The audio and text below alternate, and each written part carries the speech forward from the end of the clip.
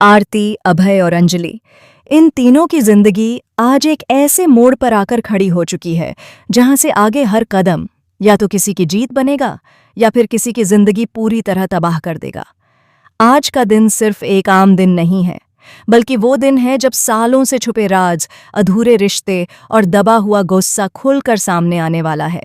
इसलिए वीडियो को अंत तक जरूर देखना, क्योंकि आगे जो होने वाला है वो किसी ने सोचा भी नहीं होगा।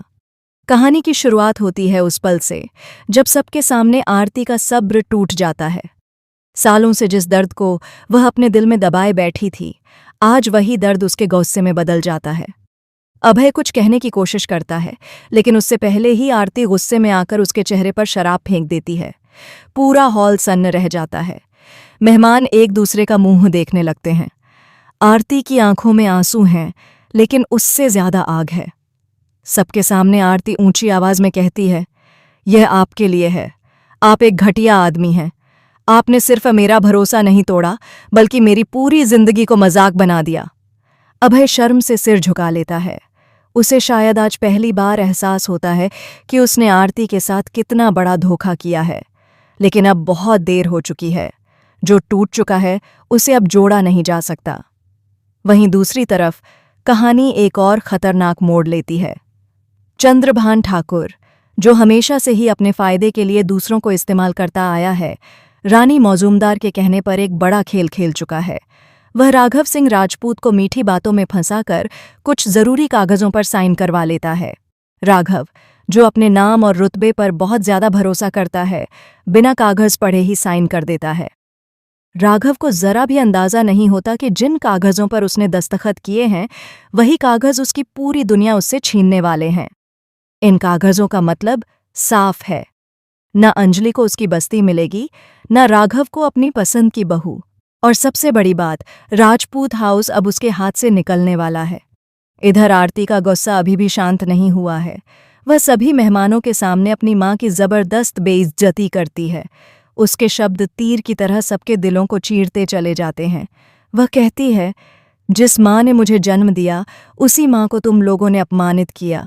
न तुम्हें और न ही अभय सिंह राजपूत को मैं कभी माफ करूंगी। आरती की मां की आंखों से आंसू बहने लगते हैं, लेकिन वह कुछ कह नहीं पाती। पूरा माहौल दर्द और सन्नाटे से भर जाता है। उधर दूसरी तरफ अंजलि की कहानी भी कम दर्दनाक नहीं है। वह अभय का मुंह पोंछती है। उसके चेहरे पर नफरत नहीं, बल्कि एक अजीब सा सुकून और आत्मविश्वास दिखाई देता है। वह गिनी की तरफ देखती है और पूछती है, दीदी, तू इतनी आसानी से बस्ती कैसे वापस दे रही है? क्या तू सच में ये सब छोड़ देना चाहती है? गिनी हल्की सी मुस्कान के साथ जवाब देती है, अंजलि, तू ये सब मत सोच। मैं कब, क्या और कैसे करती हूँ, ये सिर्फ मुझे ही पता होता है। कुछ फैसले बाहर से हार जैसे लगते हैं, लेकिन असल में वही सबसे बड़ी जीत होते हैं। इसके बाद वो पल आता है जो कहानी की दिशा ही बदल देता है। सामने आती हैं अंजलि और गिनी। टेबल पर 200 करोड़ की बस्ती के पेपर्स और जमीन के कागजात रखे होते हैं। माहौल में एक अजीब सा तनाव है। सबकी निगाहें उन कागजों पर टिकी होती हैं। गिनी बिना किसी हिचकिचाहट के कागजों पर साइन करती है और फिर अंजलि को आगे बढ़ने का इशारा करती है। अंजलि कांपते हाथों से साइन करती है। गिनी उसकी तरफ देखकर कहती है, आज से ये बस्ती तेरी है। अब कोई तुझे तुझसे छीन नहीं सकता।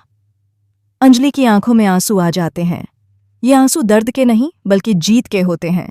इसके बाद गिनी आरती की तरफ मुड़ती है और बेहद शांत लेकिन गहरे शब्दों में कहती है, कुछ जीतने के लिए कुछ हारना भी पड़ता है।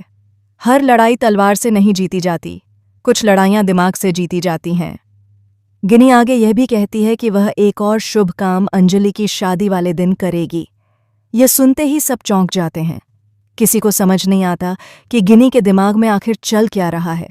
अब कहानी में सबसे बड़ा सवाल खड़ा होता है, क्या अंजलि की शादी वाले दिन गिनी अभय पर गोली चलाएगी? क्या ये मर्डर सिर्फ गुस्से में किया गया कदम होगा, या फिर इसके पीछे कोई गहरी साजिश छुपी है? क्या अभय अपने किए की सजा पाएगा, या फिर आखिरी पल में कोई नया मोड़ कहानी को बदल देगा? इन सभी सवालों के जवाब जानने के लिए वीडियो को अंत तक जरूर देखिए। अगर वीडियो पसंद आए तो लाइक जरूर करें और चैनल को सब्सक्राइब करना बिल्कुल न भूलें।